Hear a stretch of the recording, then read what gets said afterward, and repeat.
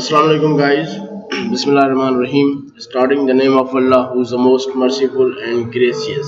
You are watching KhalidTech. I am Khalid Ahmed. Guys, आज जो मैं आपके लिए लेक्चर लेकर आया हूँ, ये इंग्लिश ग्रामर सीरीज का लेक्चर 4 है और आज हम बात करेंगे डिटरमाइनर्स के ऊपर।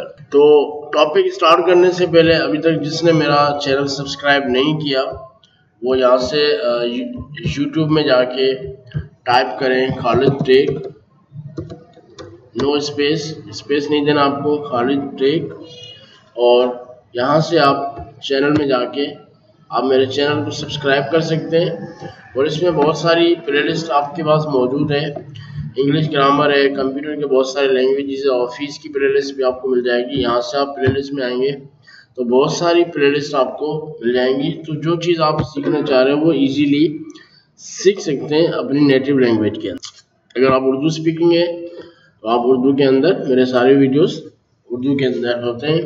इंग्लिश ग्रामर के अगर आपको लेक्चर चाहिए, वीडियोस देखनी है तो आप इंग्लिश ग्रामर की सीरीज़ में जाइएगा। सो मेरे चैनल को सब्सक्राइब करें, लाइक करें और शेयर करें अपने फ्रेंड्स से। ओके गाइस, आज स्टार्ट करते हैं, अपना टॉपिक स्टार्ट करते हैं। Determiners means the quantity of noun. Determiners आपके पास डिटरमिनर्स आपको शो करते हैं क्वांटिटी ऑफ नाउन, ठीक है। The words that we use before noun to tell the quantity of the noun is called determiners. तो determiners की बहुत सारी टाइप्स होती हैं, like articles, possessives, demonstratives, numerals and ordinals and quantifiers। तो most जो यूज़ होते हैं वो डिटरमिनर्स दो टाइप के जो मोस्टली यूज़ होते हैं, the articles and quantifiers.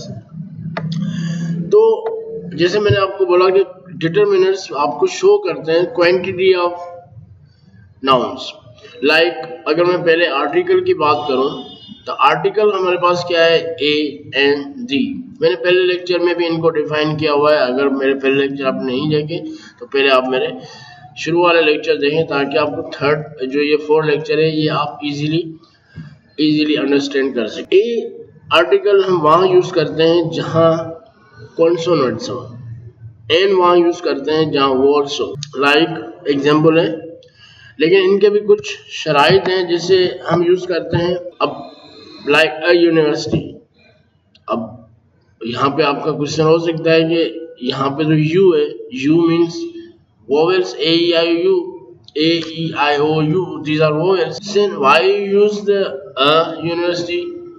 Because we are हमने यहाँ पे पढ़ा है कि a is use for the consonants but U is not a consonant, U is a vowels. यहाँ पे देखें स्टूडेंट्स, बात समझने की है कि देखिए कहीं पे हमें साउंड पे भी फोकस करना है। हमारी जो इंग्लिश लैंग्वेज है वो साउंड पे ही फोकस करती है। अब देखें university, a university, because of you, like your sound is like why you is like sound, you make a sound university is a make a sound for like y, so y is a consonant, so that's why you use a university. I hope you understand. That's why we use a. And second is like hour, we use hour, so HOUR is a pronounced is hour. So here we use n. Why we use n?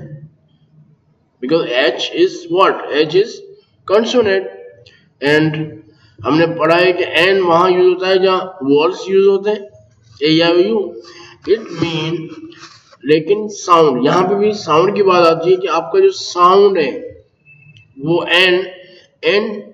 n sound is H is consonant, but here we use n because of sound. Hour, 1 hour, 2 hours. So hour is sound is like O O is vowels, so that's why we use an hour, because our sound is vowels.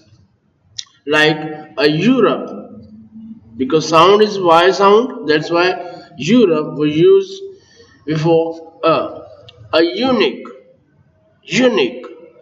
So sound पे बहुत सारी चीज़ें depend करती है English के अंदर, तो इन चीज़ों को आप जितना यूज़ करेंगे इतना ही आपको इंग्लिश समझ में आएगी. आई होप यू कॉम्प्रीहेंड, आप सही से समझे होंगे. और दूसरा द और दी का भी डिफरेंट है. मैं आपको द और दी, थर्ड जो हमारे पास आर्टिकल है वो द. अब sometimes you use call pronounce the, sometimes use call the. So where we pronounce the, where we pronounce the. So let me clear you, because the sound like the smart school, here we use the because is a consonant. Smart school, S for consonant, तो we use जब consonant आपके पास आ गया the के बाद smart, S for consonant, here we use the smart school.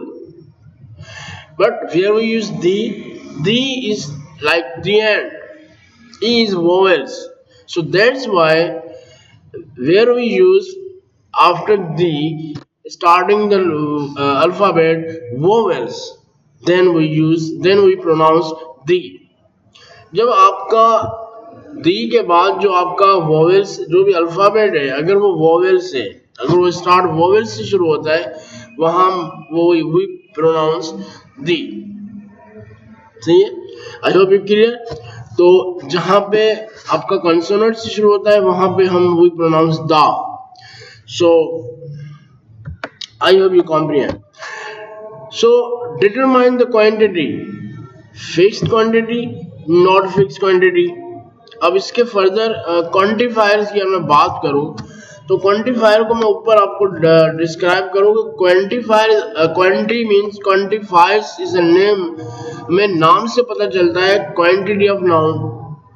अब यहाँ पे बात आती है कि लाइक एग्जांपल में some, any, few, little, much, many, etc. Like some students are not speak well. So here some students, not a single students, some. So here shows the quantifiers, quantity of nouns. Some students are not speak well. So here we use some, any, few, little, much, many. How much students present the class? So there we use quantifiers. So further two types of quantifiers, fixed and not fixed. When like a numbers and measurement is a fixed quantity, and second is an जो articles हैं A and the, वो use countries के लिए भी होते हैं और states के लिए भी होते हैं. आर्टिकल जितने हमने पढ़े हैं, तो मैं फर्दर एक और पॉइंट मैंने ऐड कर दी यहाँ पर कि ए और एन दी ये आपके पास कंट्रीज के लिए और स्टेट्स के लिए भी यूज होते हैं. दूसरी क्वांटिटी है डिटरमाइन की, इसकी क्वांटिफायर की, not fix quantity. We try to sort out the quantity some, how, few, much, many and little. So ये कहलाती है नॉट फिक्स क्वांटिटी. हमें पता नहीं है, नंबर में हमें नहीं पता. जैसे स्टूडेंट से 2 स्टूडेंट से 3 स्टूडेंट है, 10 स्टूडेंट से, ये हमें नंबर में पता है, तो वो फिक्स क्वांटिटी कहलाती है. लेकिन नॉट फिक्स क्वांटिटी वो होती है जिसके अंदर हमें नंबर का नहीं पता, हमें नहीं पता कि कितने स्टूडेंट्स हैं.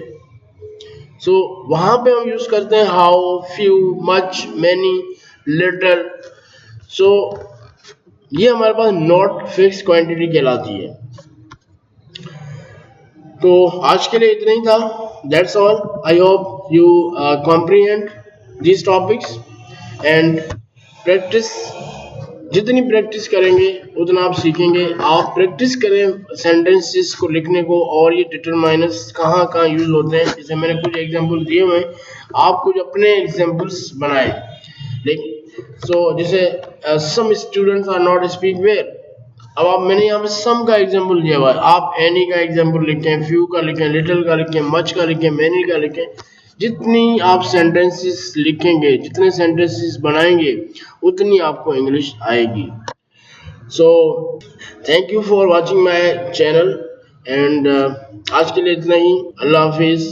Khalid Ahmed is signing out. Bye bye.